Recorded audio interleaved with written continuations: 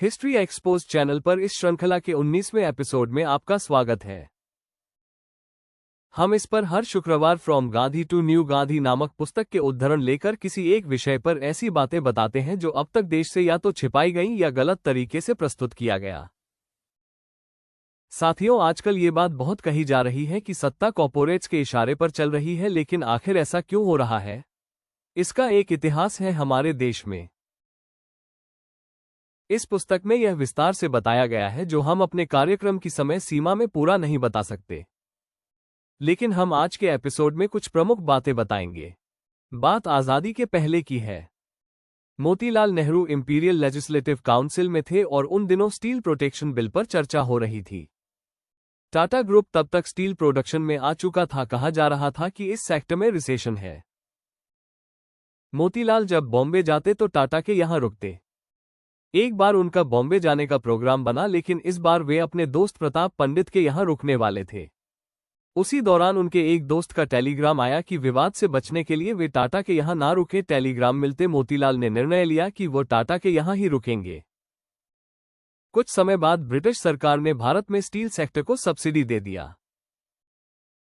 देश की पहली सरकार में शानमुखम चेट्टी, जो वल्लभ भाई पटेल के अति प्रिय थे, को वित्त मंत्री बनाया गया। आचार्य नरेंद्र देव ने आरोप लगाया कि पटेल और चेट्टी ने मिलकर मिल मालिकों के खिलाफ जांच नहीं होने दी, जबकि उन सब ने टैक्स की चोरी की। नेहरू जिस तरह सत्ता केंद्रित रखते थे उसमें ऐसा नहीं हो सकता कि उनकी जानकारी में यह नहीं हो रहा हो। लेकिन जब हंगामा बढ़ा तो उन्होंने चेट्टी से इस्तीफा ले लिया, पटेल बने रहे। जब मोरारजी देसाई इंदिरा गांधी सरकार में वित्त मंत्री बने, उसके बाद समाजवादी नेता मधु लिमे ने आरोप लगाया कि उनके पुत्र कांतेभाई ने इंश्योरेंस सेक्टर से फायदे लिए। हर महीने एक कंपनी उन्हें रुपये 2500 देती है, जबकि वो अपने पिता के प्राइवेट सेक्रेटरी भी है। मधु लिमे ने यह भी कहा कि कांतेभाई ने बजट आने के पहले उसे लीक कर दिया। विश्वनाथ टोपे, जो देसाई के पर्सनल सेक्रेटरी थे, ने उद्योग मंत्रालय को लिखा कि वह कांतेभाई का सहयोग करे। वैसे अपने सामाजिक कार्यों के लिए महात्मा गांधी भी खूब फंड लेते थे व्यापारियों से, लेकिन उन्होंने लिखा है कि वे व्यापारियों के सामने कभी नहीं झुकते। एक बार तो उन्होंने एक पत्र में घनश्याम दास बिरला को लिखा कि वे तमाम शिलॉक्स को जानते हैं।